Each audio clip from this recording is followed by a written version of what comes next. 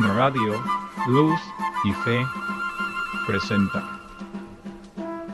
Los comentarios emitidos en este programa son responsabilidad del expositor e invitados, mas no de la Iglesia La Luz del Mundo. Bienvenidos a su programa, El Fundamento de la Verdad, con Daniel Domínguez.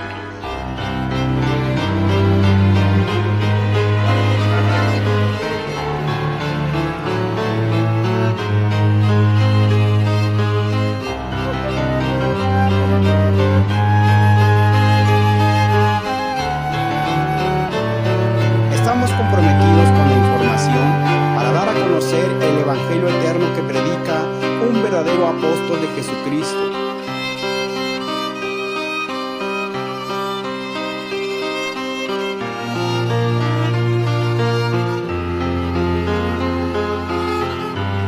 La fe viva, hermanos, es un don de Dios que no se puede heredar.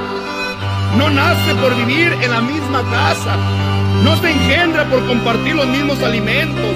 Por el contrario, debemos de cuidar que en nosotros y en nuestros hijos no exista una fe fingida.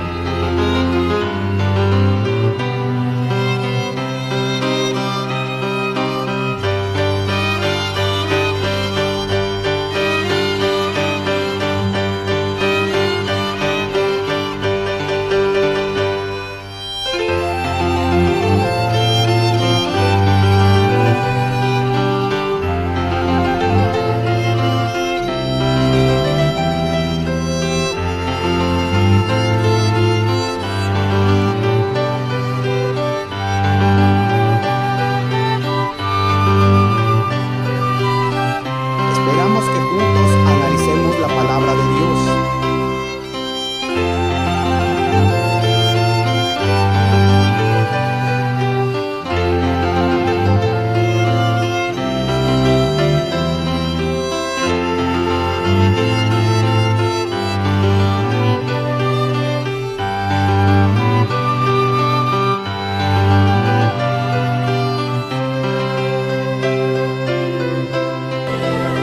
Ellos, me refiero a los que quieren detener esta obra de Dios, se dedican con toda su alma a detener esta obra de Dios.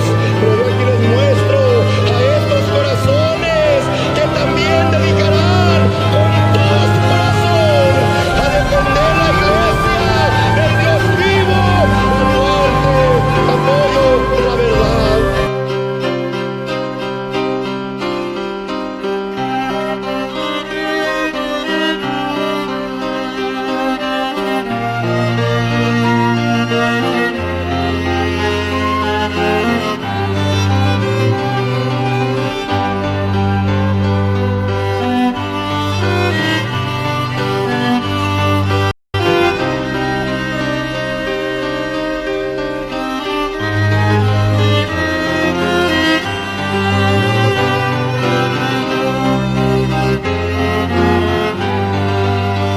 Un programa más del Grupo Multiradio Luz y Fe. Suscríbete a nuestros canales, descarga nuestra app y activa las notificaciones. Comenzamos.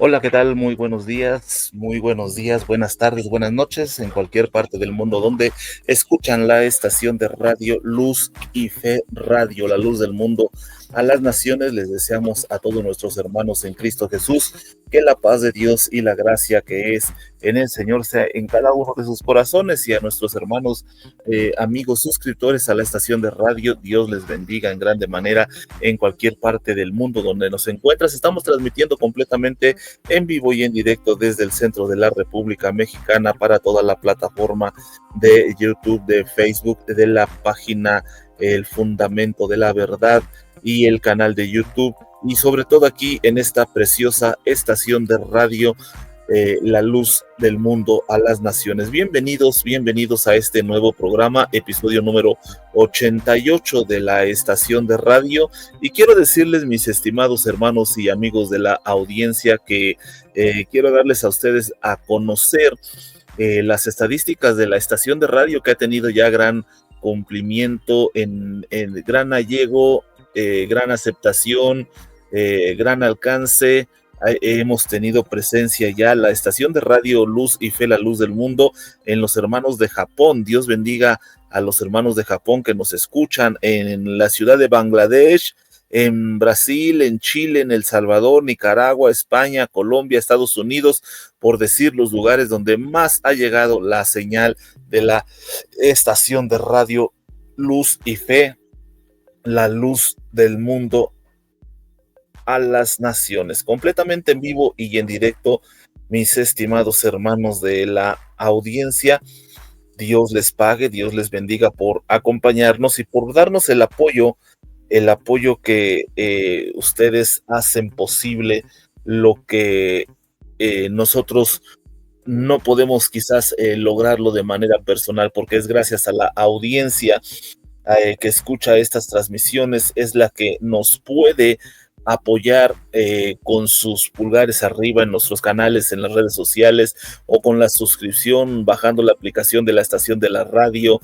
Es un gran gusto para nosotros escuchar el saber que somos aceptados en sus hogares, en las ciudades, en sus hogares donde nos están escuchando, mis amados hermanos, en este día.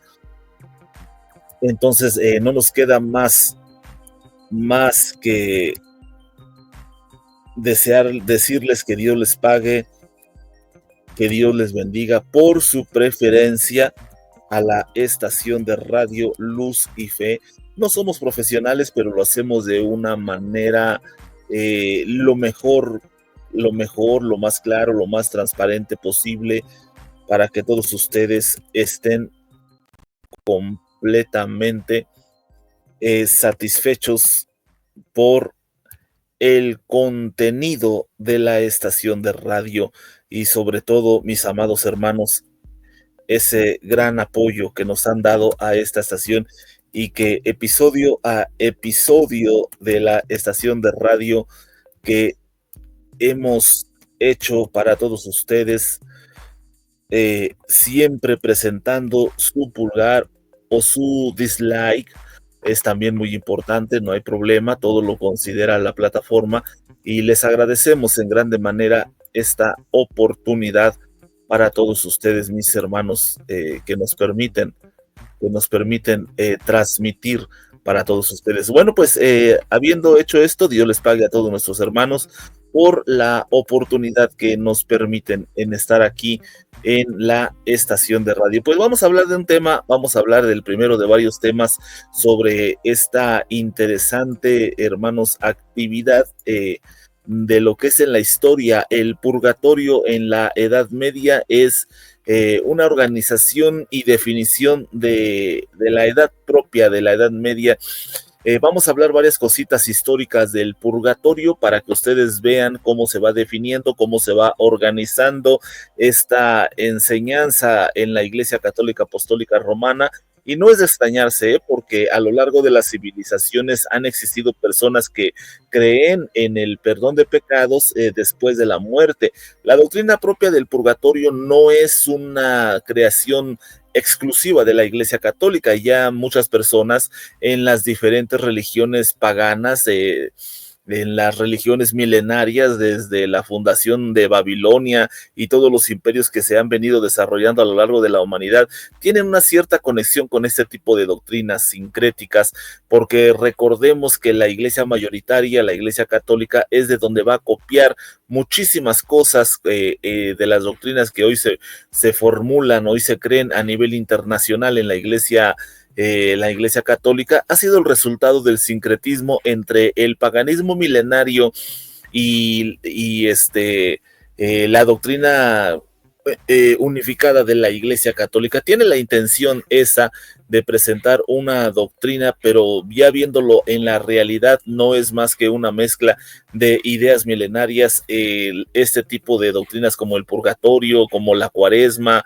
como la Trinidad, como doctrinas que el uso de las velas, por ejemplo, en un velorio, fueron copiados de civilizaciones paganas milenarias, y muchas cosas como el domingo en honor al sol, que hoy la Iglesia Católica lo toma en la participación de la misa. Todos esos tipos de acontecimientos que nosotros conocemos y que vemos claramente a lo largo de la existencia de la Iglesia Católica, no son doctrinas propias, no son doctrinas reveladas por los apóstoles, sino son doctrinas que se fueron haciendo una mixtura de ideas para poder así nacer la doctrina de lo que hoy hablaremos en el primer tema de varios, porque si Dios lo permite, en el siguiente tema vamos a hablar de las refutaciones a las ideas del purgatorio, pero vamos a ver en esta ocasión cómo ve la Iglesia Católica el purgatorio en la Edad Media, cómo lo ve, cuál es la intención de la Iglesia Católica con este punto importante para nosotros que nos gusta compartir la historia. Y quiero empezar con un pequeño resumen, mis estimados hermanos de la radio que nos escuchan en este día. Pues quiero avisarte que en el siglo XIII, la Iglesia Católica Apostólica Romana, con sus letras abreviadas ICAR, aceptó oficialmente la creencia en el purgatorio. Apenas en el año 1300 después de Cristo, la Iglesia Católica aceptó oficialmente, y queremos aclarar algo de que esto que oficialmente no quiere decir que no se creía. Ya había ciertas ideas sobre esta doctrina del purgatorio, pero a partir del siglo XIII la Iglesia Católica aceptó oficialmente ya la creencia en el purgatorio. ¿En qué consiste esta creencia? Pues esta creencia es bastante interesante.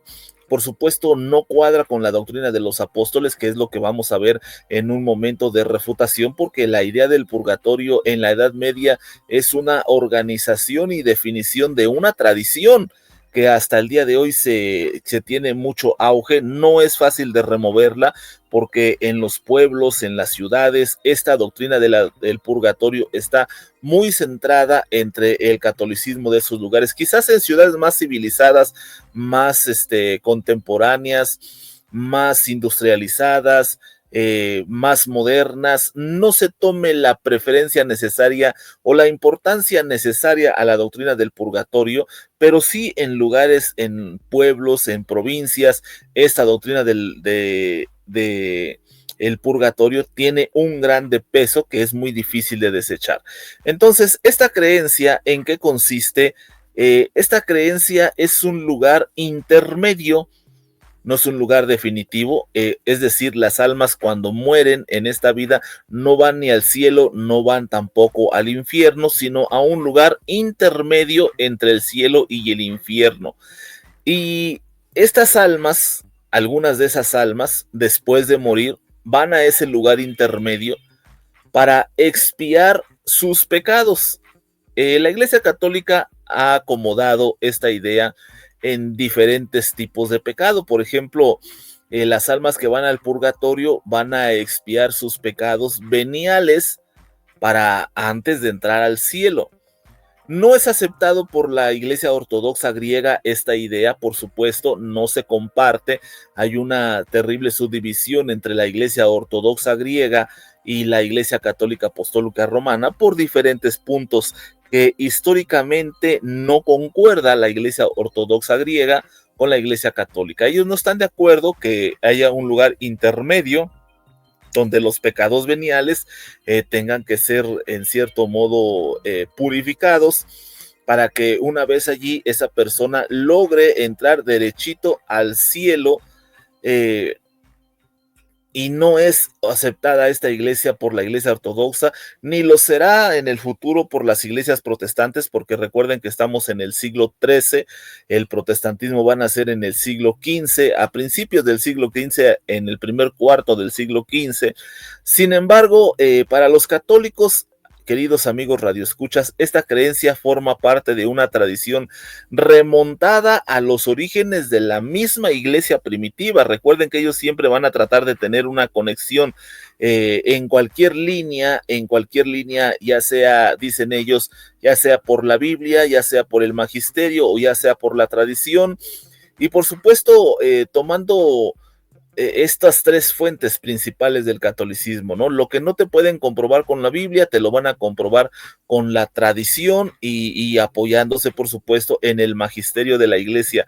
Es decir, si tú tienes una plática donde no aparece la palabra purgatorio en la Biblia, cualquier Biblia que tú utilices, pues inmediatamente el católico saltará a la tradición y saltará al magisterio de la iglesia, ¿no? Porque no le queda de otra. Esos son los tres pilares fundamentales en cuestión de doctrina que ha establecido la Iglesia Católica a lo largo de su existencia en la tierra.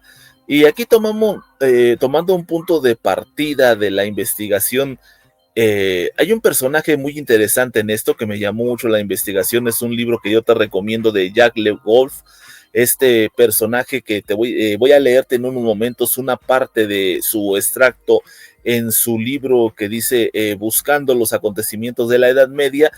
Él encuentra precisamente algo que a mí me sorprendió, que es la forma de rituales en los momentos en que muere una persona católica, ¿no? Es muy importante este personaje, te recomiendo su libro, lo puedes bajar de las redes sociales completamente gratis, y él habla acerca de este tema, y ese trabajo describe cómo se va desarrollando esta creencia a lo largo de los siglos medievales. Es la doctrina del famoso purgatorio. Es así, pues se me permite la expresión, es decirlo, una sala de espera destinada a los pecadores corrientes y ordinarios, no todos los pecadores, claro, sino solamente los pecadores corrientes y ordinarios. Voy a repetir otra vez esto, si me lo permites, estimado hermano de la radio. El purgatorio es la expresión esta de purgatorio, una sala de espera. Mira nada más qué cosas, entre el cielo y el infierno, una sala de espera, un lugar de purgación, destinada a los pecadores, pero no a cualquier clase de pecadores. Ahí no están los secuestradores, ahí no están los asesinos, allí hay solamente pecadores corrientes y ordinarios. En el siglo XIII se utilizaba la palabra pecadores mediocres en latín. Eran los que participaban en la purificación de sus pecados, es decir, católicos que no alcanzaron la perfección aquí en la tierra por andar con pecados veniales, pecados corrientes, pecados ordinarios, y entonces estas personas que no pueden irse directamente al paraíso porque les estorban los pecados corrientes y ordinarios, pero que tampoco merecen ir al infierno. Por consiguiente, casi todo cristiano podía pensar qué pasaría por que tiene que pasar por ese purgatorio para que se le limpiaran sus faltas. Mira nada más que curioso, después de la muerte, llegar a un lugar de purificación, que se limpien esas faltas solamente si eres un pecador corriente y ordinario. Eso era algo reconfortante en la época, porque todos pensaban que podían escapar del infierno.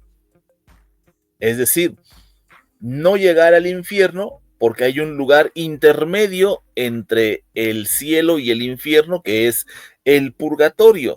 Y según Jacques Le Goff, en el siglo XIII, este gran investigador, se produce el nacimiento del purgatorio ya oficialmente por la Iglesia Católica. Pero es muy interesante, mis hermanos, analizar esto, ¿no? La creencia que se hace popular de un lugar intermedio de purificación. Por supuesto, esto a la luz de las escrituras tenemos, por ejemplo, la parábola del rico y Lázaro, que muchos eruditos de la Biblia dicen no es una parábola, sino un hecho real, donde muere el rico y muere también el mendigo de nombre Lázaro, y ellos no van a un lugar intermedio. Es más, al lugar donde ellos van ya no había una grande cima que hacía separación entre el lugar donde fue Lázaro y el lugar donde fue el rico. No habla de la existencia de un lugar intermedio, y además aclara nuestro hermano Lucas, el escritor del Evangelio, diciendo: los que están arriba no pueden bajar y los que están abajo no pueden subir.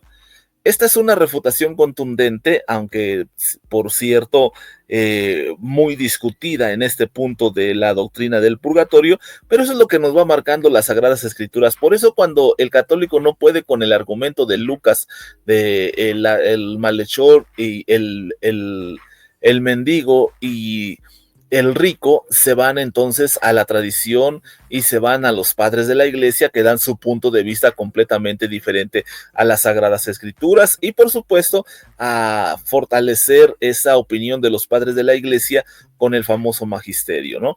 Entonces, sin embargo, hermano, esto no quiere decir que antes del siglo XIII no hubiese existido la noción de un lugar intermedio. Esto es un punto muy importante, porque aunque las doctrinas se van aprobando siglos después, no quiere decir que desde ese momento se cree. Te pongo aquí un ejemplo muy sencillo, querido hermano de la radio. Un ejemplo, el dogma en el siglo XII, en el Concilio General de Latrán, se aprueba oficialmente el dogma de la doctrina de la Santísima Trinidad, pero eso no quiere decir que a partir del año 1200 se empezó a creer en la doctrina de la Trinidad. No, el que hubiese existido un intermedio para probar esta doctrina ya como oficial es que tuvieron que pasar, en el caso de la Trinidad, digámoslo así, tuvieron que pasar un problema de una estira y afloja de diferentes puntos doctrinales que llevó desde el siglo II hasta el siglo XII, es decir, 12 años, 1200 años prácticamente, de aclarar el punto de la doctrina de la Trinidad, pero que ya se creía en la Iglesia Católica.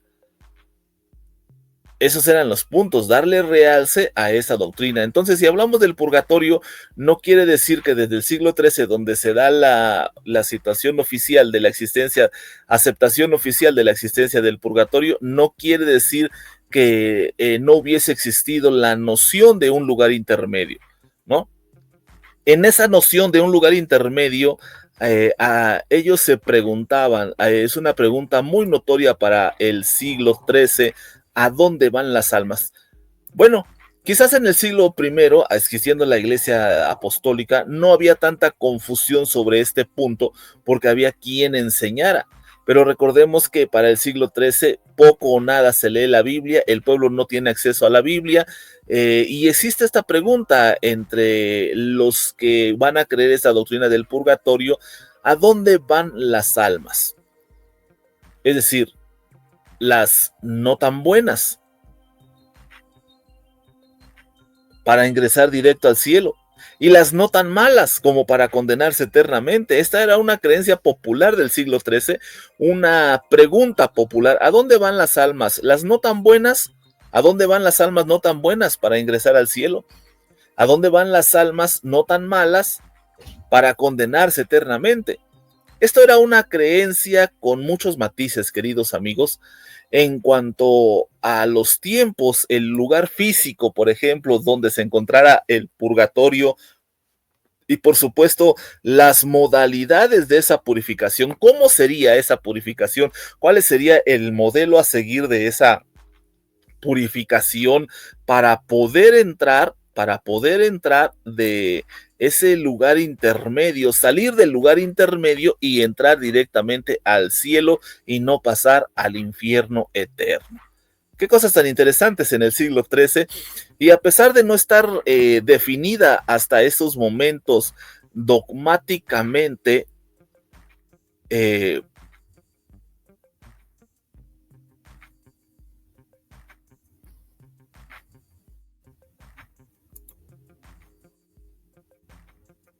Muy bien. Al no estar definida, pues, dogmáticamente, ¿verdad? Fíjate bien esto. A pesar de no estar definida dogmáticamente y contar con detractores, por supuesto, gente que en la misma época no cree en esta doctrina de el lugar intermedio entre el cielo y el infierno llamado purgatorio, los cristianos desde el principio promovieron, estamos hablando de cristianos católicos, oraciones y misas por los difuntos. Mira cómo viene sucediendo a partir del siglo XIII, que hay personas que no creen, esto no se ha definido, no está definida dogmáticamente, y contar con los detractores del tiempo. Aún así, los cristianos muy promovidos por la única religión que existe en el mundo, porque o eras católico, ¿no? Los cristianos desde el principio promovieron las oraciones y las misas por los difuntos. Mira este razonamiento que encontré por acá. Te lo voy a leer, mi estimado hermano que nos escuchas en esta tarde, o en este día, o en la noche, como dependiendo en el lugar en donde estés. Mira bien lo que te voy a leer a continuación. Las argumentaciones de dónde se va a ir tomando la Iglesia Católica algunos textos importantes, textos de partida para fundamentar la doctrina del purgatorio desde el siglo XIII.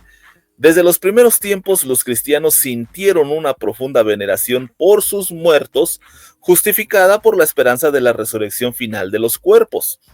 Mira cómo se tiene la creencia en la resurrección, pero de la carne. Esta es la esperanza de la Iglesia Católica. No tienen una resurrección celestial. Para ellos la resurrección es de los cuerpos.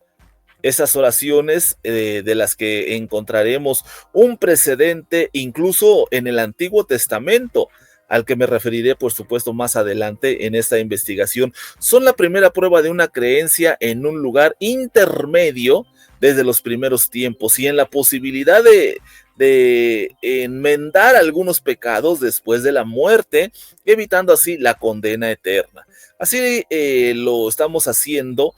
Y en este deseo por evitar la condenación eterna, pues se van acuñando varios términos. Por ejemplo, al rezar por los difuntos, se manifiestan que creen posible la remisión de las culpas después de la muerte. Es decir, tú cuando vas a un velorio católico y ves a la gente rezar, no lo está haciendo nada más por la tradición, aunque muchas personas que no conocen bien las raíces de la doctrina católica, simplemente responden, pues esta es la tradición o lo que nos heredaron nuestros padres, pero no, el que recen en un velorio por un difunto es más allá de unas simples palabras de decir, esta es nuestra tradición. No, el verdadero católico formado, creo yo, sin hablar mal ni difamar, pero yo creo que un católico formado que va a rezar el rosario a un velorio por los difuntos es que están manifestando que creen en una posible remisión de las culpas después de la muerte. No lo están haciendo nada más por una simple tradición. Ellos piensan algo, tienen en su pensamiento una cosa que es precisamente la idea de la remisión de las culpas. Sin embargo, para la popularización de esta idea, pues habrá de esperar hasta el siglo XII, es decir, cuando aparece la palabra purgatorium en latín. Esta palabra aparece hasta el siglo XII. Pero los primeros cristianos, según la Iglesia Católica, ya tenían esta idea. Miren cómo se va formando, ¿no? Entonces llegamos al siglo XII, donde la palabra purgatorium aparece en la cena, y según los investigadores como Le Goff, que se mete mucho a este asunto del purgatorio, y la investigación que hemos hecho por nuestra parte, se habría producido una sensibilidad especial y un cambio de mentalidad cuando aparece la palabra purgatorio y es traída a la escena precisamente en el siglo XII. lo que habría permitido desarrollarse una mayor preocupación por la suerte de las almas después de la muerte y una mayor relación entre la sociedad de los vivos y la sociedad de los muertos, situación que reflejaba en los testamentos y en el aumento de las oraciones y en las misas por los difuntos. Mira cómo se va acuñando esta idea a lo largo del siglo XII, pero por supuesto yo quiero llegar a un razonamiento, mis estimados hermanos, aunque nos piden en este momento que vayamos a hacer un corte. Yo te invito a escuchar una hermosa alabanza de nuestras hermanas. Espero te guste y regresamos en un momento para que tú veas ahora cómo a esta idea del siglo XIII se le va a empezar a buscar textos bíblicos para apegarlo a la escritura y después ya tener un formulario triple, ¿no? Por decirlo así, la escritura, la tradición y el magisterio, gracias a los padres de la iglesia que le van a dar realce a esta doctrina del purgatorio. Escuchen esta hermosa alabanza y regresamos aquí a la estación de radio La Luz del Mundo a las Naciones con el tema El purgatorio en la Edad Media, organización y definición de la Edad Media. Episodio 88 de la radio. Regresamos en un momento. Camino a Emaús, los discípulos se van, comentando el sacrificio sucedido allá en la cruz. De momento se acercó hasta ellos el Señor, pero no le conocieron,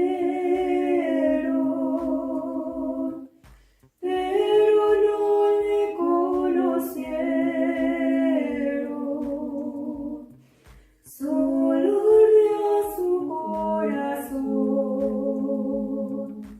Llegó la noche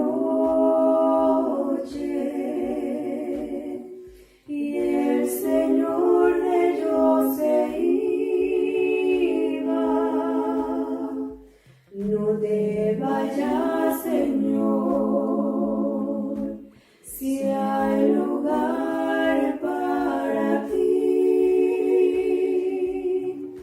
No te vayas, Señor, ya la noche llegó, goza con nosotros hoy. Porque te vas, peregrino caminante,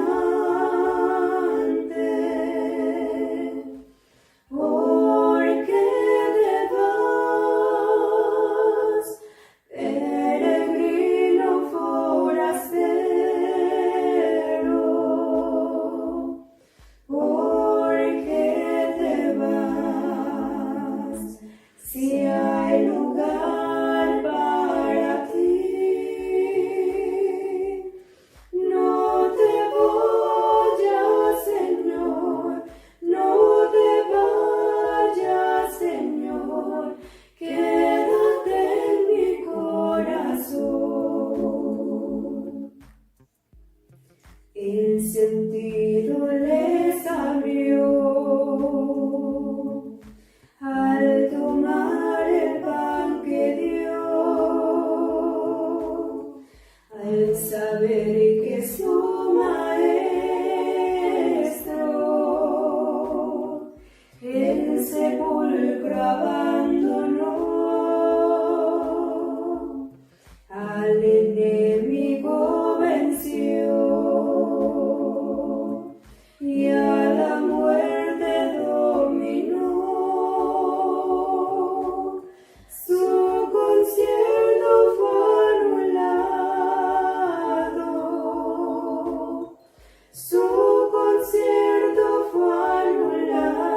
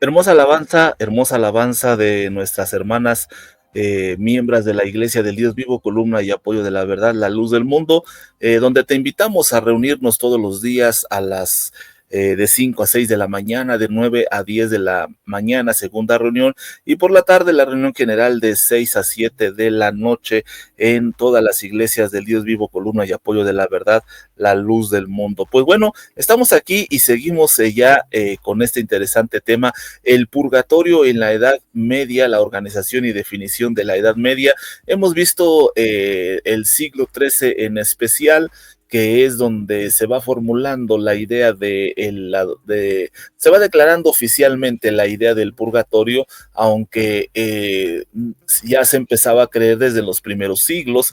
Y bueno, hoy vamos a buscar en el siguiente punto, en este siguiente segundo bloque que nos permite aquí la estación de Radio Luz y Fe, la luz del mundo, pues vamos a iniciar ahora cómo los creadores de la doctrina del purgatorio buscarán precisamente la unidad o la idea de que la doctrina del purgatorio tiene sustento en las Sagradas Escrituras. Es muy importante recalcar esto, mis estimados hermanos, y a toda la audiencia de la radio. La Iglesia La Luz del Mundo no tiene una Biblia oficial que puedas tú decir, nosotros ocupamos solo la Biblia de Jerusalén, solo la Biblia del Oso.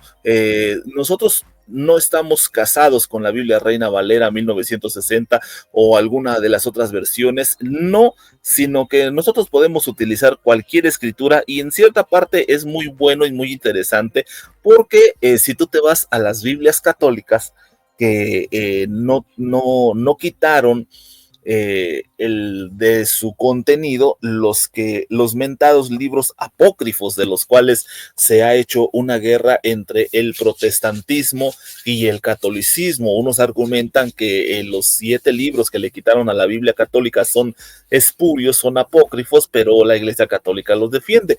Nosotros en la Iglesia La Luz del Mundo no tenemos problemas con ese tipo de cosas. No es nuestro problema, no es nuestro asunto si son o no son espurios. Nosotros tomamos la Biblia católica también, yo la he usado para predicar el evangelio, sin necesidad de meterme a esos problemas de que si son o no son, porque a través utilizando correctamente los libros apócrifos que le llaman ellos, se puede tener interesantes pláticas con estas personas, ¿no? Para nosotros lograr objetivos que nosotros queremos tener en las pláticas con ellos, ¿no? Pero vamos a ver aquí el primer testimonio bíblico que puede interpretarse con una concepción del purgatorio, y lo encontramos precisamente en el Antiguo Testamento. En el segundo libro de los Macabeos se habla de un sacrificio por los muertos en batalla, y es la primera vez que se presenta como la resurrección como la resurrección pues está subordinada a la expresión en la otra vida de los pecados cometidos, siendo la súplica y el sacrificio expiatorio eficaces para la remisión de los pecados de los difuntos en ese interesante pasaje. Te vuelvo a leer esta partecita muy interesante. El primer testimonio bíblico que puede interpretarse con una concepción del purgatorio lo encontramos en el Antiguo Testamento. En el segundo libro de los Macabeos se habla de un sacrificio por los muertos en batalla. Es la primera vez que se presenta como la resurrección está subordinada a la expiación en la otra vida, en la vida donde se están purificando los pecados cometidos, siendo la súplica y el sacrificio expiatorio eficaces para la remisión de los pecados y por supuesto otros pasajes bíblicos que te voy a aumentar a mencionar aquí en el Antiguo Testamento, que se ha interpretado como posibles alusiones al purgatorio. Es importante conocer estos textos que utilizan ellos, por ejemplo, Daniel 12:10, Zacarías 13:9, y dice esta partecita, pues de no esperar que los soldados caídos resucitan, habría sido superfluo y necio rogar por los muertos. Mas si consideraba que una magnífica recompensa está reservada a los que se duermen piadosamente, era un pensamiento santo y piadoso. Por eso mandó hacer este sacrificio expiatorio a favor de los muertos para que quedaran libres del pecado. Mira el pensamiento, mira esta parte. Estamos en el libro del profeta Daniel, capítulo 12, y te estoy leyendo el versículo 8. Fíjate bien, te lo vuelvo a leer. Por supuesto, este capítulo no lo vas a encontrar en la Biblia Reina Valera, sino solamente en las Biblias católicas, porque según se dice, esta parte también de Daniel capítulo 12 es apócrifa. Pero bueno, no nos vamos a meter en este momento en saber si eso no es apócrifa, sino cómo se toma como argumento para la existencia del purgatorio. Ya tuvimos una al principio y mostramos esta a continuación, ¿no? Esta partecita. Ya el primer texto que vimos fue el de los Macabeos, segunda de Macabeos, y ahora estamos viendo a Daniel capítulo 12, pero versículos del 6 al 10. Estamos en el versículo 8. Pues no de esperar que los soldados caídos resucitarán, habrá sido superfluo y necio rogar por los muertos. O sea, aquí se transmite la idea de que ya se rogaba por los muertos desde el tiempo de Daniel. Mas si consideraba que una magnífica recompensa está reservada a los que se duermen piadosamente en el pensamiento santo y piadoso, por eso mandó hacer este sacrificio expiatorio a favor de los muertos. Checa bien esta parte porque este es un texto muy utilizado en los defensores de esta doctrina. Esta frasecita en especial. Por eso mandó hacer este sacrificio expiatorio a favor de los muertos. Muy interesante, ¿no? Son argumentos que no aparecen en nuestras Biblias Reina Valera, por ejemplo, pero que no es nada malo consultar con esta Biblia católica para que no te caiga de sorpresa los argumentos. En esta lectura, los padres de la iglesia, fíjate aquí entra un punto importante porque ahora para fortalecer la idea ya fuera de la Biblia viene el pensamiento de los padres de la iglesia. Uy, es muy interesante la intención, porque aquí la intención de darle argumentaciones bíblicas a la doctrina que se está llevando a cabo, ¿no?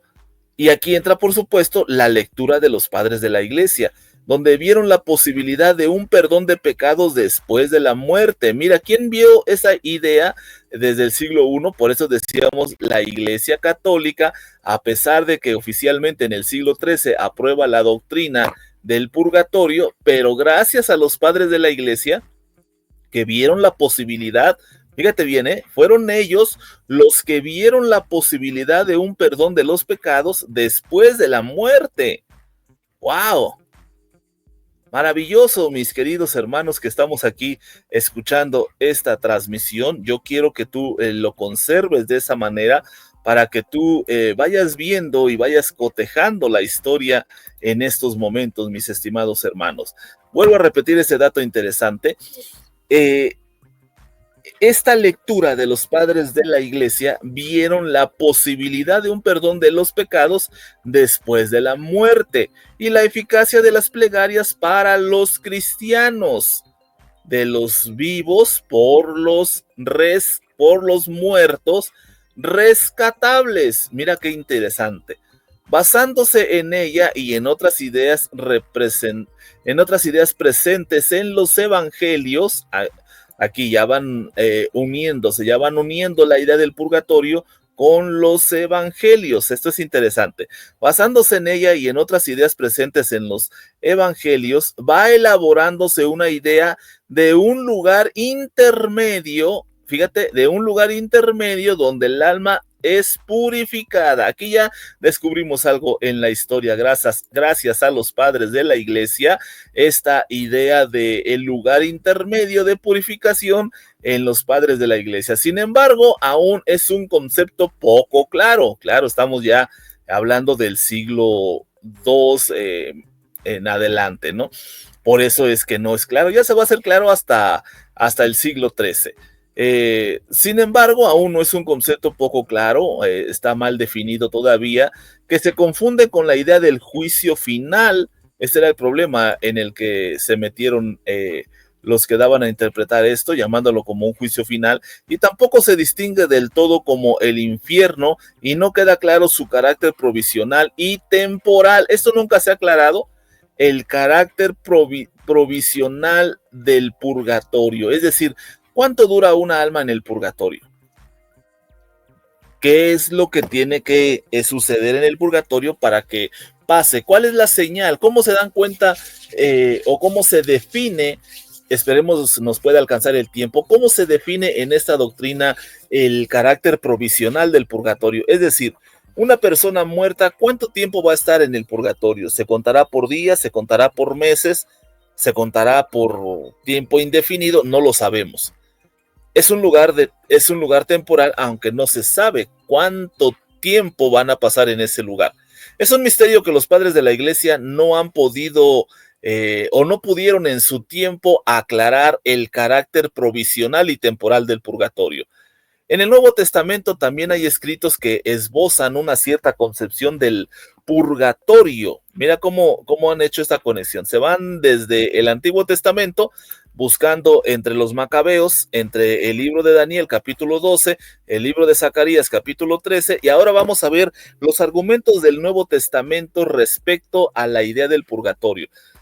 Por ejemplo, en la primera carta de los Corintios, San Pablo habla de un hombre que ha cometido errores, pero que se salvará pasando antes por un castigo. ¿Lo recuerdas muy bien? Por un castigo, así puede interpretarse lo siguiente. Mira bien. Estamos hablando en el texto de la carta del apóstol Pablo a los Corintios en su primera carta. Fíjate bien. En la primera carta a los Corintios, San Pablo habla de un hombre que ha cometido estos errores, pero se salvará pasando antes por un castigo. Y esta parte, que no tiene ninguna relación con ningún purgatorio, según mi punto de vista, que voy a dar en una refutación en un siguiente programa, puede interpretarse lo siguiente: mas aquel cuya obra quede abrazada sufrirá daño. Él no obstante quedará a salvo, pero como quien pasa a través del fuego. Miren esta frase, es decir, tu obra será probada, tu trabajo, tus obras serán probadas a través del fuego, porque el fuego del purgatorio es un fuego purificador, no es un fuego que atormenta. Los padres de la iglesia van a tener esta idea de que el fuego del purgatorio no es para condenación, sino es para purificación, porque recordemos que es un lugar intermedio entre el cielo y el infierno.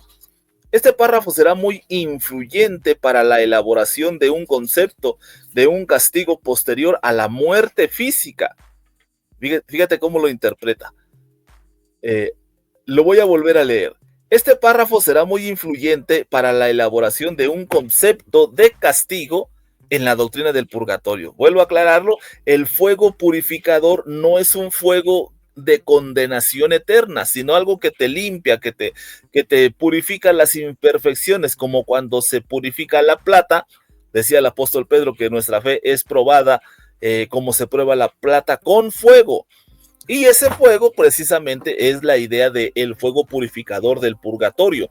Por eso tomar la idea de que el purgatorio es un lugar de condenación no es correcta, es un lugar de purificación donde al muerto, al que murió con pecados mediocres, tiene todavía una cierta posibilidad de salvación, y terminando esa purificación, que no se sabe su carácter provisional o temporal, pueda pasar a la otra vida o derechito al cielo. Y entonces este es un concepto de un castigo posterior a la muerte para purificar el alma, y la idea de la purificación a través del fuego está presente en diversas creencias paganas. ¡Wow! Esto es maravilloso. Y también en el testamento, que ya se expuso, por ejemplo, en Zacarías 13:9, pero podemos encontrar, por supuesto, otros ejemplos en el libro de Números 31:23, en el libro de Isaías capítulo 6, versículo 6 y versículo 7. El Nuevo Testamento, mis queridos hermanos radioescuchas, se vuelve sobre el tema de este fuego purificador. Trata de tener una unión sobre la Biblia en Mateo 3 del 11 al narrar la historia de San Juan Bautista. La idea de la purificación a través del fuego es la que desarrollaron. Fíjate bien, ese dato es muy interesante, porque los padres de la iglesia hicieron un desgarriate aquí. Al narrar la historia de San Juan Bautista, esta idea de la purificación a través del fuego, obsérvala bien, mira cómo le llaman los historiadores a esta nueva doctrina del purgatorio, que si bien se crea hasta el siglo XIII, se empieza a aceptar gracias a la idea de los padres de la iglesia, pues prácticamente a partir del siglo II, como lo hemos ya dicho en esta transmisión. Esta idea de la purificación a través del fuego es la que desarrollaron Orígenes, fíjate, Orígenes de Alejandría y San Clemente de Alejandría. Estos dos personajes, Orígenes de Alejandría y San Clemente de Alejandría, al esbozar la posibilidad de un lugar intermedio, ellos fueron los que esbozaron la posibilidad de un lugar intermedio. Hasta el siglo XIII la idea es más aceptada, es de que todas las almas al morir pasan por una prueba de fuego. ¿Quiénes son santos o ya han expiado todos sus pecados? Pasarán por ella sin sufrir daño. Pero ojo aquí, los que tienen pecados que no pudieron purificarse aquí en la tierra, esos pecados los tienen que expiar después de la muerte. Ojo, muy interesante aquí este dato. Hay santos que pues en esta idea lograron su santidad perfecta y ellos van derechito al cielo, pero otros que no lograron purificarse bien en la tierra, ellos tienen que ir a expiar sus pecados después de la muerte, pero que no merecen una condena, o sea, no merecen una condena eterna, porque es decir, le echaron ganas. Hay un texto muy famoso que usan porque dice 7 veces cae el justo y 7 veces se levanta, es decir, el justo cayó, pero tiene que pagar su falla.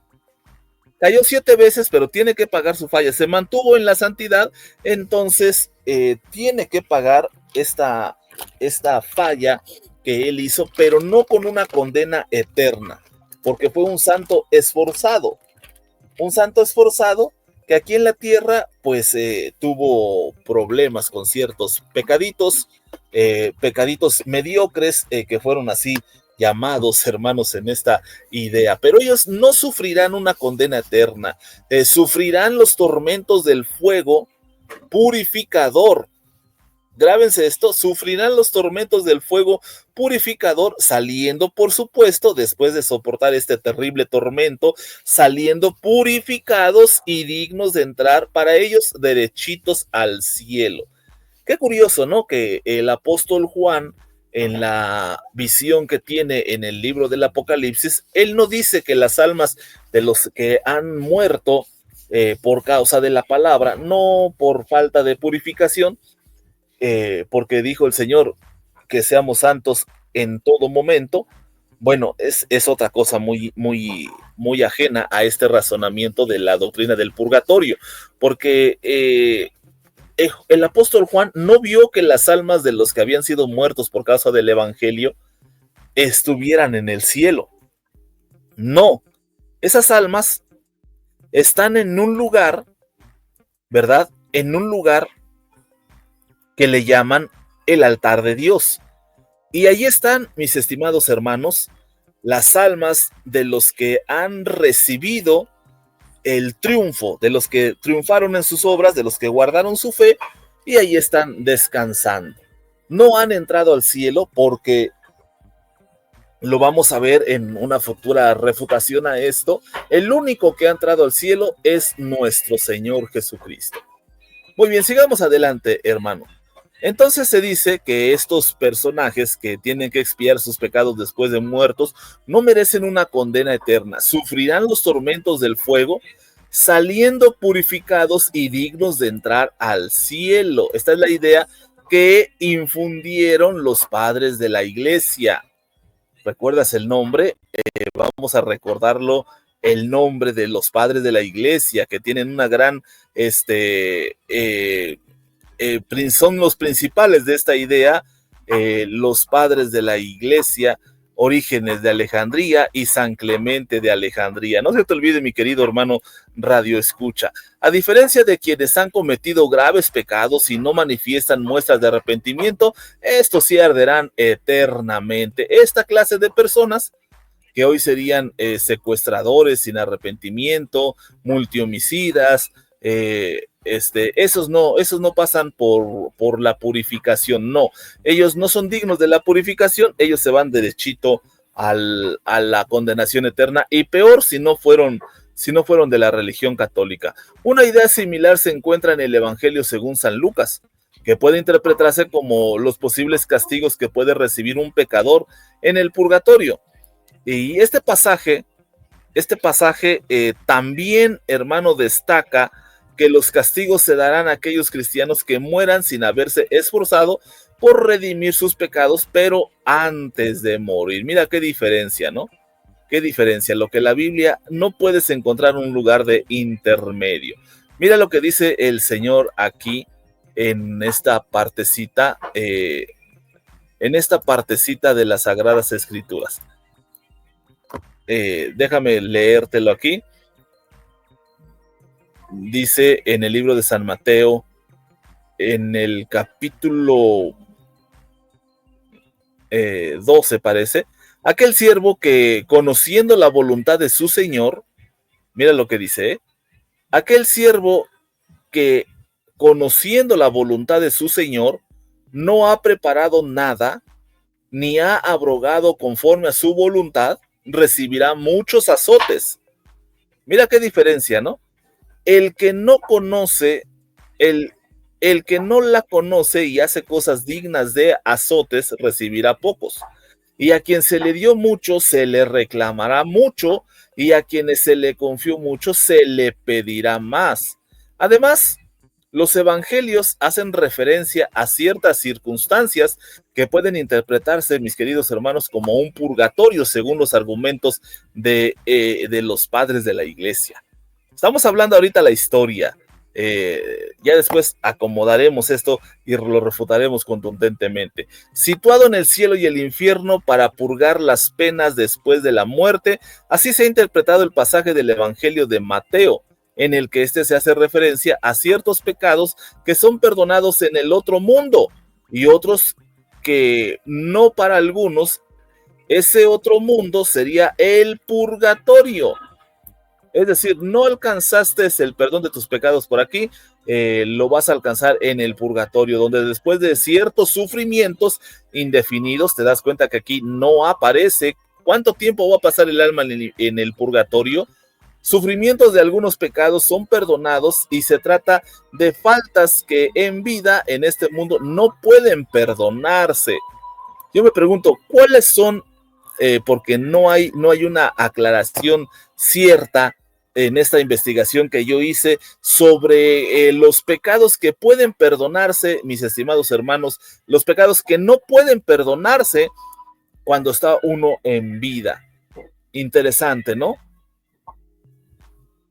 Pero hay un argumento por acá. Al que diga una palabra en contra del Hijo del Hombre le será perdonado, pero al que le diga contra el Espíritu Santo no se le perdonará ni en este mundo ni en el venidero. Argumentan este texto. Entonces yo creo que este texto no aplica para un perdón en el purgatorio, porque en el purgatorio no se perdona la blasfemia del Espíritu Santo. Lo dijo Cristo, no hay perdón ni en este mundo ni en el otro. Entonces el otro mundo ya vendría siendo parte del purgatorio, y por supuesto es una súper contradicción estas personas, ¿no? Es interesante recalcar que se acerca a este párrafo al que se refiere otro personaje de los padres de la iglesia llamado San Gregorio Magno. Otro personaje más, lo vamos a investigar bien, por supuesto.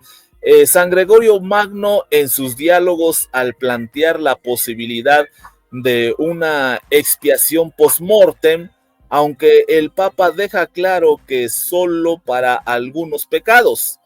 Fíjate bien, solo para algunos pecados.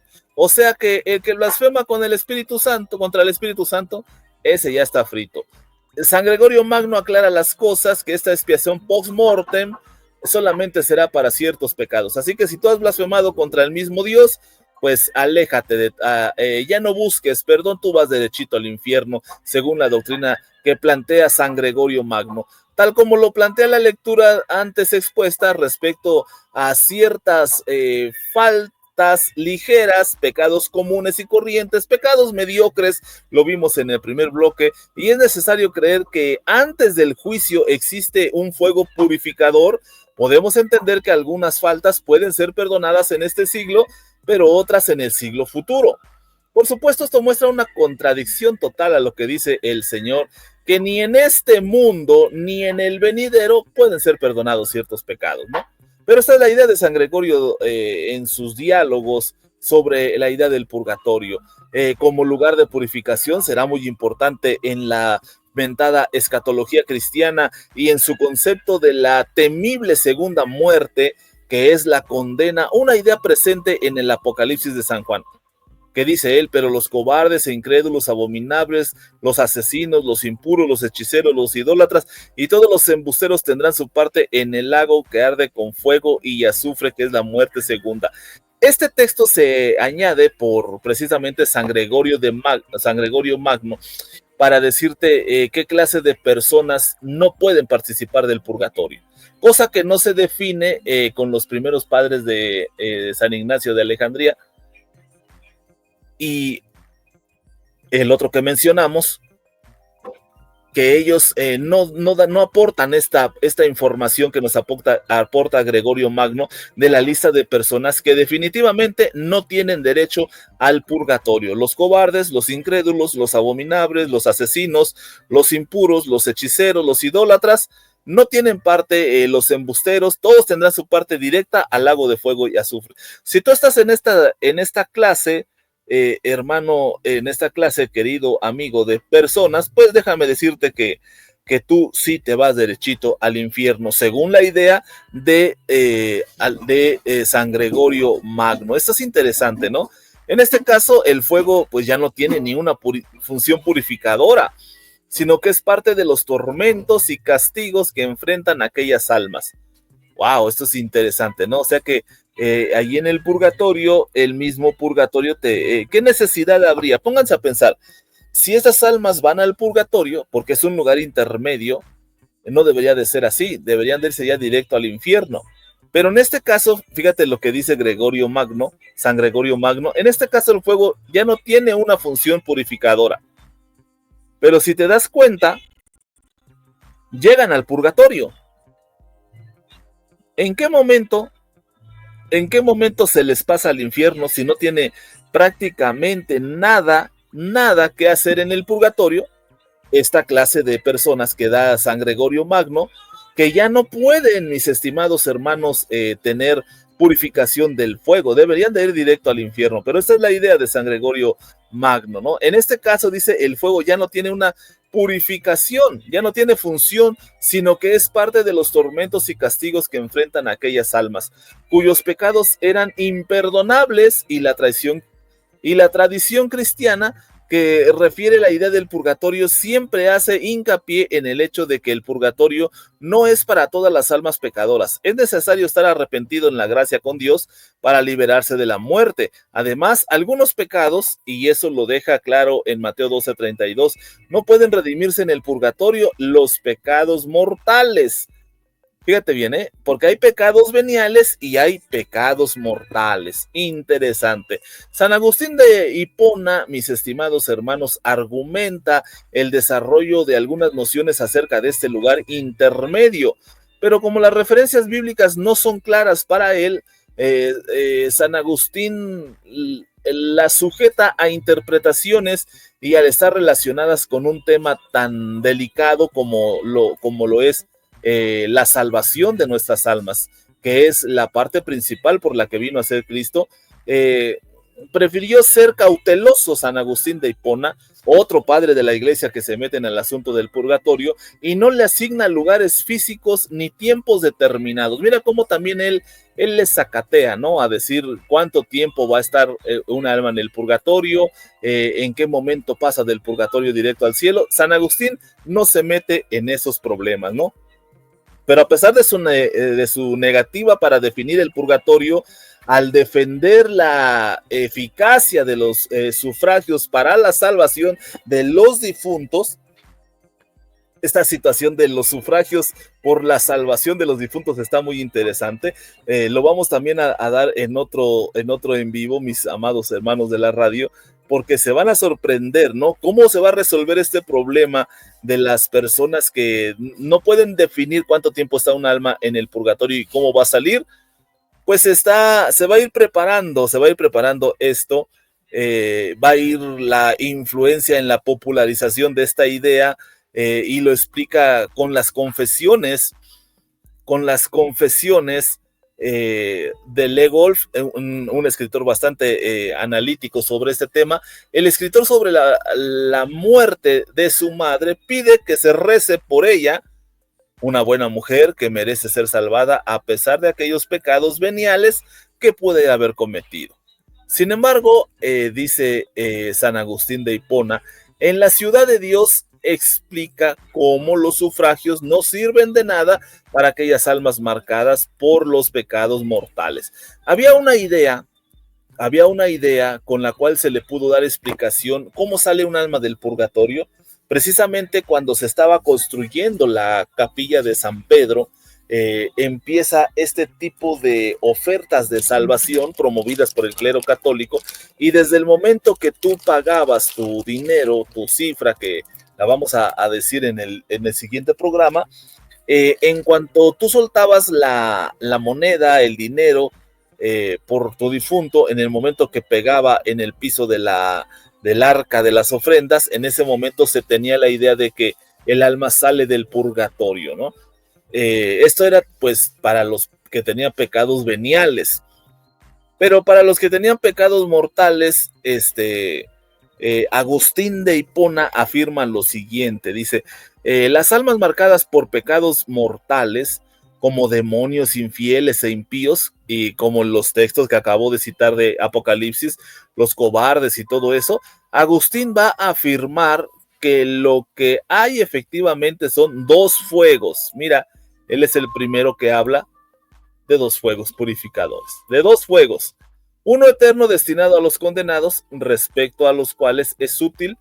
En esto había confusión, como vimos al principio, había confusión.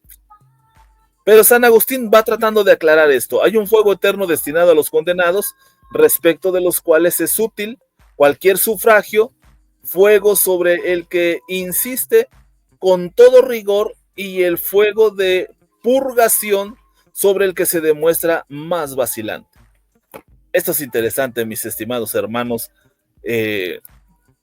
Me están invitando a que hagamos una segunda pausa. Por supuesto la vamos a hacer en este momento. Dios les pague a todos mis hermanos que se conectan a través de esta transmisión. Te invito a escuchar las alabanzas de la Iglesia del Dios Vivo, columna y apoyo de la verdad, la luz del mundo.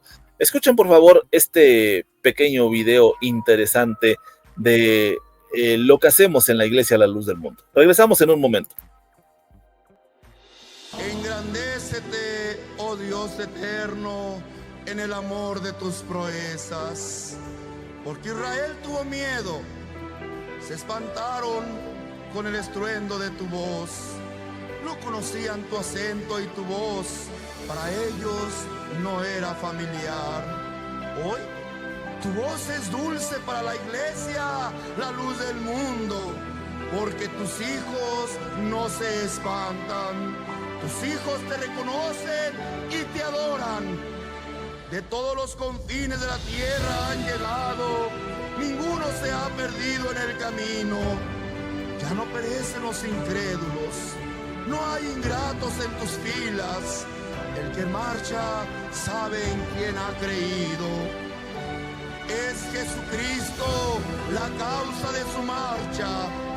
principio y fin de su camino, alfa y omega de su esperanza. No lloran, cantan.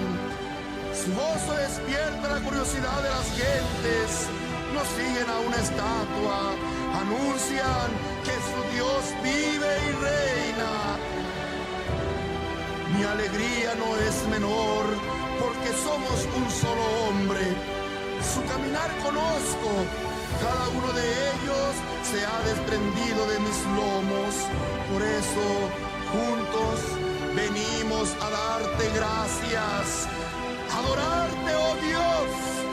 Es nuestro gozo.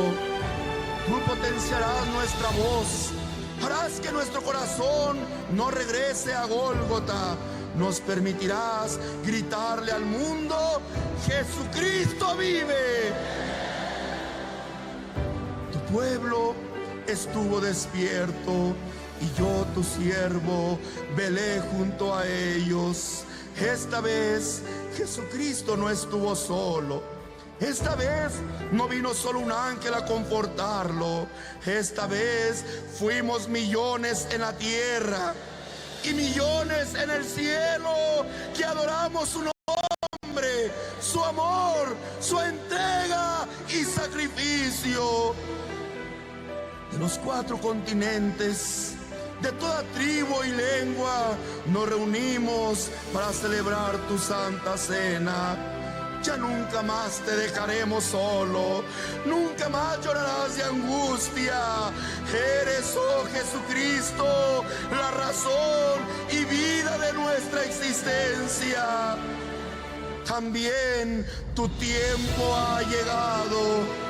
Nuestras lágrimas son de alegría, de gratitud, de amor, porque vives.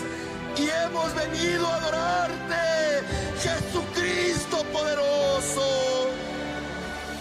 Tu sacrificio no ha sido en vano. Naciones, tribus, lenguas y pueblos, todo ser viviente, todo ser humano, todo ser pensante, adorar a aquel que hizo el cielo y la tierra, el mar y todas las fuentes de las aguas. Adorar al Dios omnipotente, eterno y glorioso. Adorarle porque ha cumplido todas sus promesas, porque ha respondido la oración de su siervo Naasón y os ha traído con bien y os acompañará también en vuestro camino.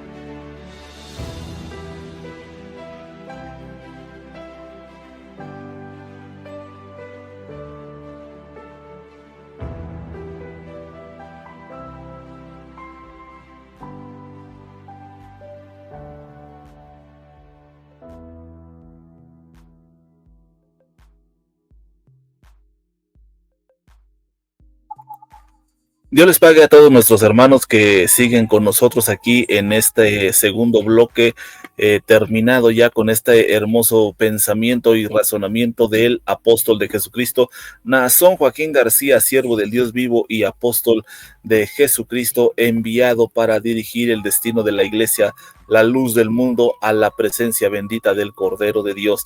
Estamos completamente en vivo y en directo, mis estimados hermanos, con el tema de el purgatorio en la Edad Media. Es una organización y definición precisamente de la tradición de la Edad Media. Espero que les guste esta parte. Vamos al tercer bloque de esta transmisión, mis estimados hermanos. Hemos hablado acerca de los textos que le han agregado para fortalecer la idea, y por supuesto hemos visto ya nombres de diferentes padres de la iglesia, de los cuales, amados hermanos, estamos tomando la parte de la historia para que vean cómo se van uniendo estas partes, que va a ser cuando se enfrenta uno a un diálogo del purgatorio entre lo que es las Sagradas Escrituras, que ya fueron argumentando los textos en los siglos primeros, y después viene la famosa tradición, que viene el pensamiento de los padres de la iglesia, de los cuales estamos hablando, hablamos parte del segundo bloque, hablaremos por parte en este tercer bloque. Bastante interesante, mis hermanos, esta información, créemelo, muy entretenida, y esta es la idea de lo que estamos tomando en estos momentos a San Agustín de Hipona. San Agustín de Hipona, por supuesto, el creador de la doctrina del pecado original, es precisamente lo que nos presenta por el lado de la cura del promortis. San Agustín de Hipona vuelve a destacar la importancia de la oración por los difuntos. Fíjate bien, él es el que impulsa y le da fortaleza a esta práctica de la importancia de la oración de los difuntos. Pero permíteme compartirte una parte interesante aquí, porque en el brevario de este personaje que estamos viendo, estimado hermano, analizando de este interesante libro que se llama Investigando la Edad Media, te voy a leer algo del tratado de los cuidados que se debe a los muertos, escrito precisamente por San Agustín de Hipona entre el año 421 y el año 422. Obsérvalo bien cómo esto se va presentando prácticamente hasta nuestros tiempos, pero la idea viene precisamente en el punto de partida de San Agustín de Hipona. La iglesia encuentra su brevario de los moribundos y establece la carta funeraria de Occidente. ¿Qué es la carta funeraria de Occidente? Bueno, te voy a decir, la carta funeraria de Occidente es un documento donde se habla precisamente de rezar, celebrar la Eucaristía y hacer una limosna en honor a los difuntos. Son 3 puntos importantes de la carta funeraria de Occidente: rezar, celebrar la Eucaristía y hacer una limosna en honor a los difuntos. Son las 3 maneras de aliviar a los muertos, según lo aclara San Agustín de Hipona en este libro, Investigando la Edad Media. Estoy yo en la página 102 del libro, por si tú lo quieres escuchar, mi querido amigo de la radio. Lo puedes bajar de San Google, completamente gratis, irte a la página 102 de este interesante libro, y tú vas a encontrar precisamente lo que es, ¿verdad? Lo que es esta famosa carta, lo que es esta famosísima carta de... Permíteme, aquí te lo comparto, porque se me movió un poquito la imagen y la voy a acomodar. Perfecto. Muy bien, fíjate, seguimos entonces.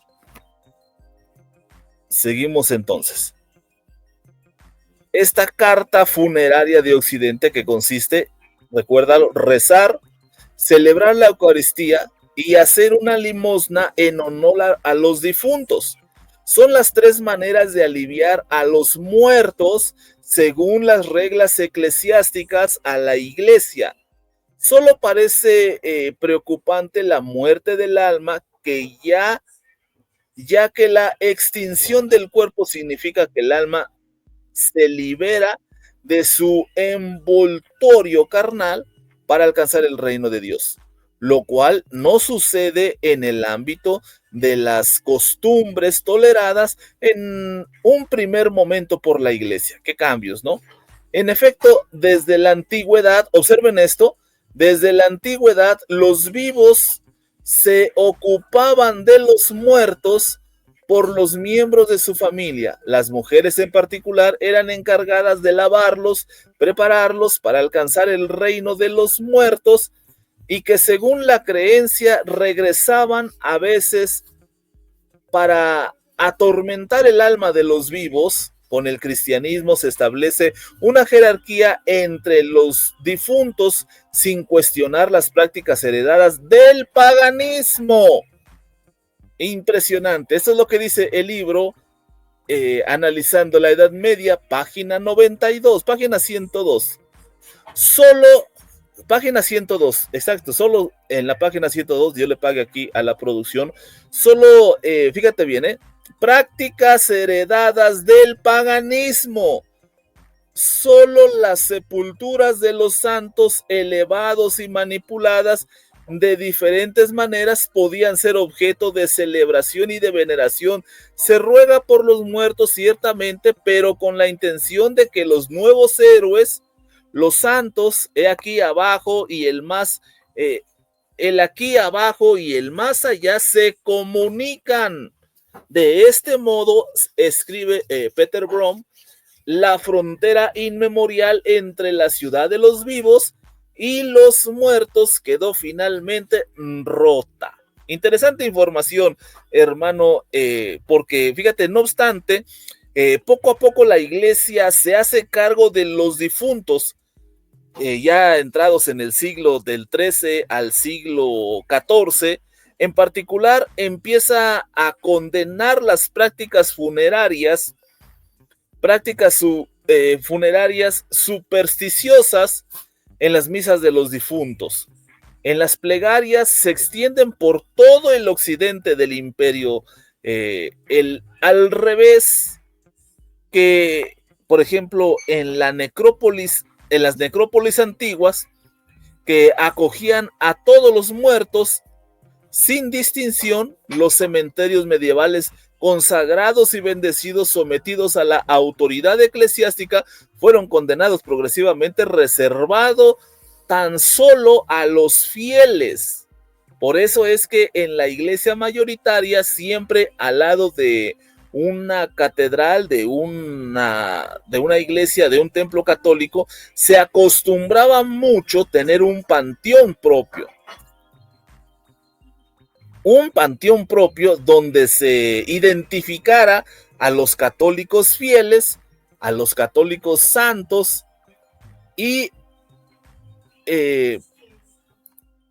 se pudiera, estimada audiencia, identificar a los que no tenían pecados mortales, como la lista que da San Agustín de Hipona, y solamente pudiesen estar allí en ese panteón.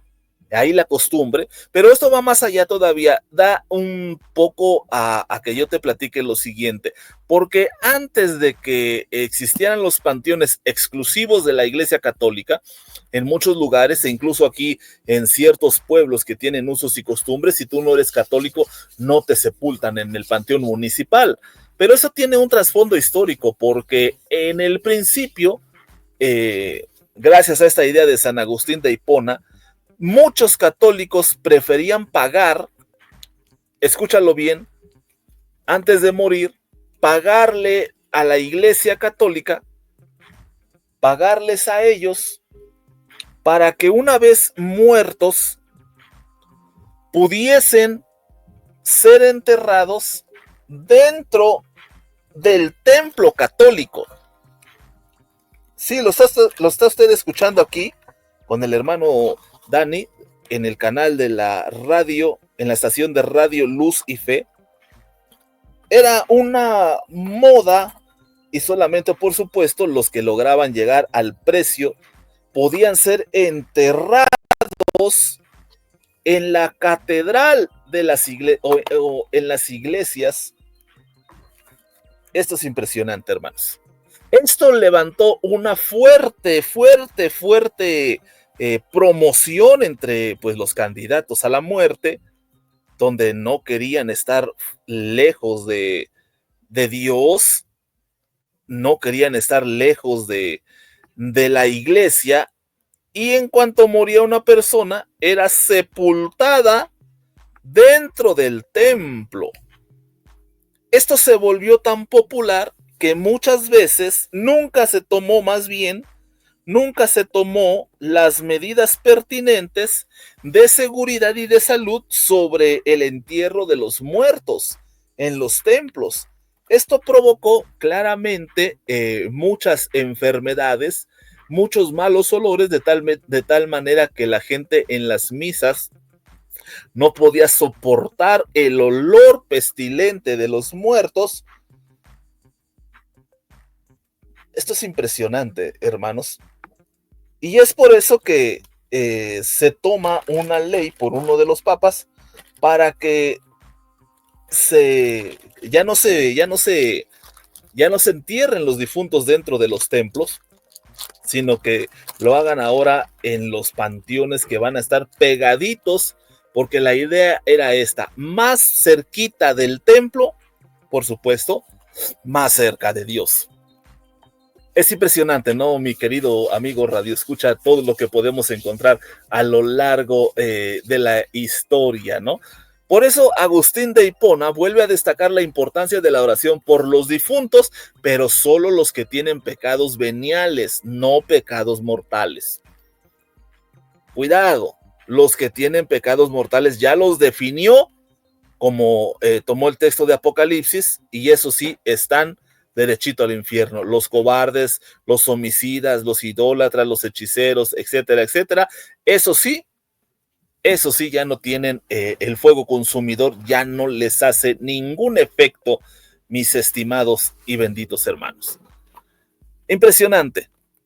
Entonces San Agustín de Hipona vuelve a destacar la importancia de la oración por los difuntos y recuerda que esta costumbre es una tradición de la Iglesia y que es importante rezar por los difuntos, y aunque no haya desarrollado una idea y un lugar intermedio, es decir, y aunque no haya desarrollado San Agustín de Hipona una idea de un lugar intermedio donde son expiados los pecados veniales, la importancia que concede a los sufragios es una prueba de que hay una creencia arraigada de que el poder de la oración puede ayudar al alma a un difunto a encontrar la salvación cuando él ya murió. Es decir, el muerto, para salvarse, necesita los rezos, necesita la intercesión de los vivos para que pueda pasar del purgatorio al reino de los cielos. Es verdad que los que murieron en pecado, dice Agustín de Hipona, fíjate, te lo voy a leer en esta obra que tiene San Agustín de Hipona, es verdad que los que no murieron en pecado no necesitan de nuestros sufragios, dice él, y las oraciones, ni los que están ya en la patria celestial. O sea que para San Agustín de Hipona ya hay personas disfrutando de la patria celestial. Impresionante. Así la Iglesia ofrece el divino sacrificio y ruega a Dios en general por aquellos que pueden estar necesitados de oraciones y sufragios, para los que no tienen padres, parientes, amigos que se acuerden de ellos, sean socorridos por esta madre común que a ninguno de sus hijos olvida, es decir, la Iglesia Católica. Mira cómo se pone de muy buen samaritano aquí. Y todos los tiene dentro de su corazón. Jamás olvidaremos que rogar a Dios por las almas de nuestros hermanos difuntos, como lo acostumbraban a hacer generalmente la Iglesia Católica, por todos los fieles que murieron, aunque no se sepa cómo se llamaron, para que supla la falta del pariente y amigos, proveyendo las necesidades de aquellas almas que no tienen ningún otro socorro. Ese es el pensamiento de San Agustín de Hipona, pero me regreso tantito al pensamiento de Gregorio Magno. Otro padre, San Gregorio Magno, también defendía la intercesión por los muertos, la intercesión por los muertos a través de la oración, al igual que San Beda y San Jerónimo, de los cuales también estaremos hablando. Entre el siglo II y el siglo IV había nacido la idea de que quizás las almas de algunos pecadores puedan situarse después de morir sufriendo una prueba durante un periodo de tiempo, lo que después será el purgatorio. No tiene aún una localización especial. Mira, no han localizado en qué lugar se encuentra el purgatorio. No hay una localización especial, dice San Gregorio Magno. Un autor muy influyente para el desarrollo de la idea del purgatorio en los siglos posteriores era San Julián de Toledo. Mira qué interesante. ¿Cuántos nombres nos están saliendo aquí, mis queridos hermanos de la radio, en esta sabrosa plática? San Juan de Toledo, de la segunda mitad del siglo VII, que aplica el concepto de inis purgatorius, es decir, el fuego purificador. Este San Julián de Toledo es el que inventa esa frase, hermano, que te la vuelvo a repetir si me salió bien, ignis purgatoris, es decir, el fuego purificador. En latín, como se leía en las misas a partir del siglo VII. En su Prognosticum Futuri Sauculi, tomado como punto, ese es un documento que tengo también aquí en mi poder y vamos a hacer muy buena información sobre esta parte. La partida del pasaje ya citado, el libro de los Macabeos destaca la importancia de las oraciones por los difuntos. Ojo, otra vez con el libro de Macabeos. Donde quiera que te encuentres a un defensor de la doctrina del purgatorio, te va a citar segunda de Macabeos. Las oraciones se ofrecen, dice, por los que fueron del todo buenos. Se le llamaba en latín probalde bonus, probablemente bueno. Para quienes el sacrificio litúrgico en una acción de gracia por los no del todo buenos, pronom valde bonus. Para quienes son actos precatorios y también por los absolutamente malos, que se le llamaba probalde malis, ya probablemente muy malos. Pues aunque no sirvan de ayuda para los difuntos, consuelen y son edificados para los vivos. Estas distinciones entre buenos, no tan buenos y no tan malos, pues está basada precisamente en la idea de San Agustín, como lo hemos visto, ¿no? Ellos seleccionan a los buenos, medio buenos, malos y extremadamente malos, basados, por supuesto, en la idea de San Agustín de Hipona, aunque este último incluye una cuarta categoría, los no tan malos, que San Julián incluye en el grupo de los no tan buenos. Esto es impresionante, ¿no?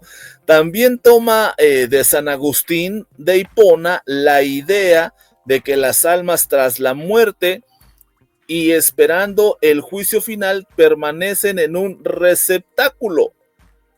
Es decir, un receptáculo o receptáculi en latín, esperando por su descanso o castigo, y según Julián Pomeiro, las almas a las que falsamente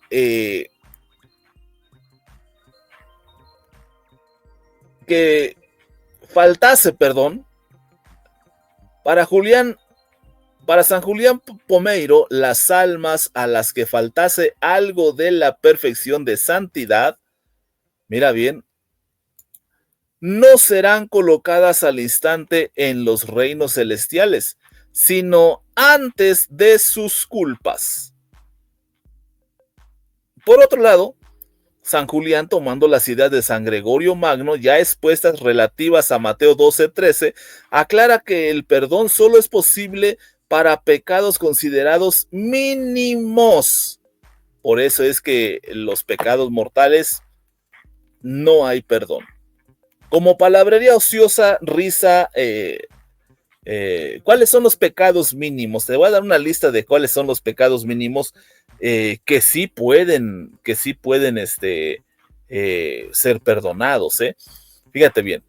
Pecados mínimos como palabrería ociosa, risa inmoderada, ignorancia de las cosas serias y pecados relacionados a esto. También se refiere a 1 Corintios 3:15 y la idea de la purificación a través del fuego.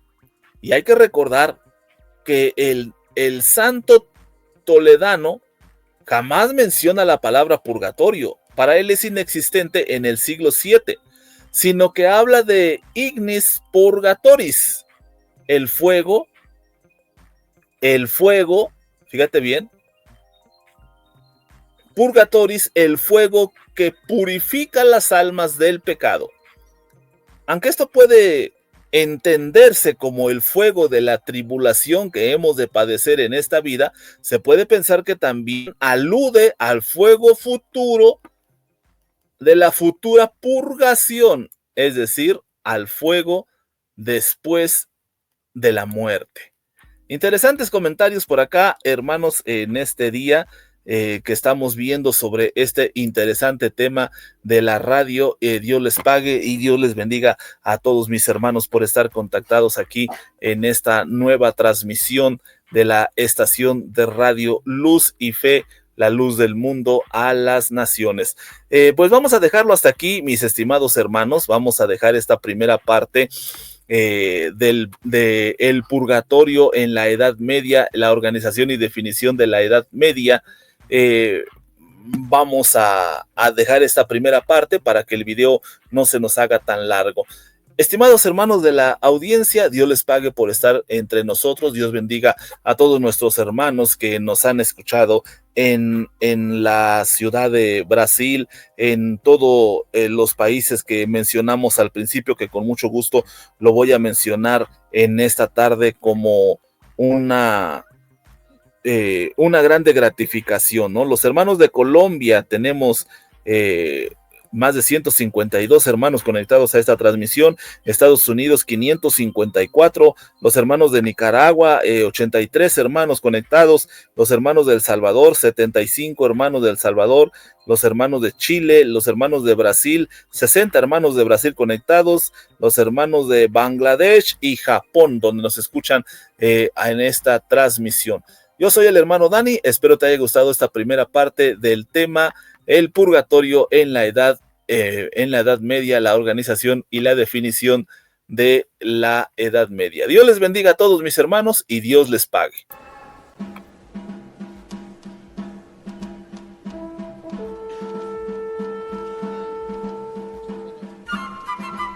Radio Luz y Fe presentó. Los comentarios emitidos en este programa son responsabilidad del expositor e invitados, mas no de la Iglesia a la Luz del Mundo. Esto fue El fundamento de la verdad, con Daniel Domínguez.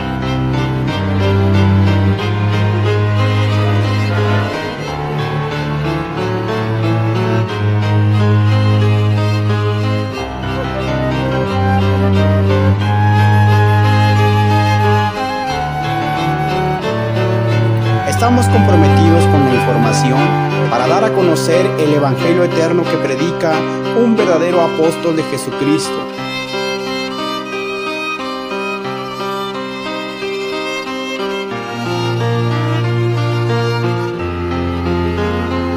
La fe viva, hermanos, es un don de Dios que no se puede heredar. No nace por vivir en la misma casa. No se engendra por compartir los mismos alimentos. Por el contrario, debemos de cuidar que en nosotros y en nuestros hijos no exista una fe primitiva.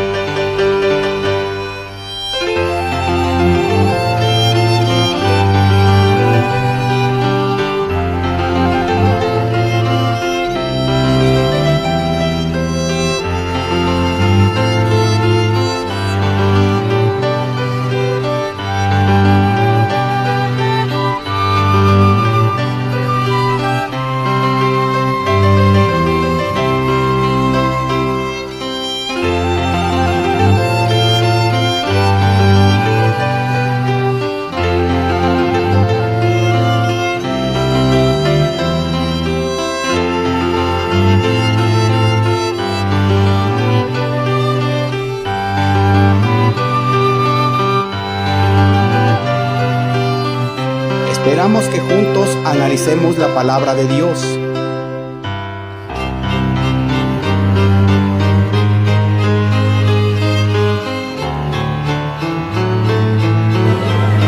Ellos, me refiero a los que quieren detener esta obra de Dios, se dedican con toda su alma a detener esta obra de Dios. Pero yo aquí les muestro a estos corazones que también dedicarán con todo su corazón a defender la iglesia del Dios vivo.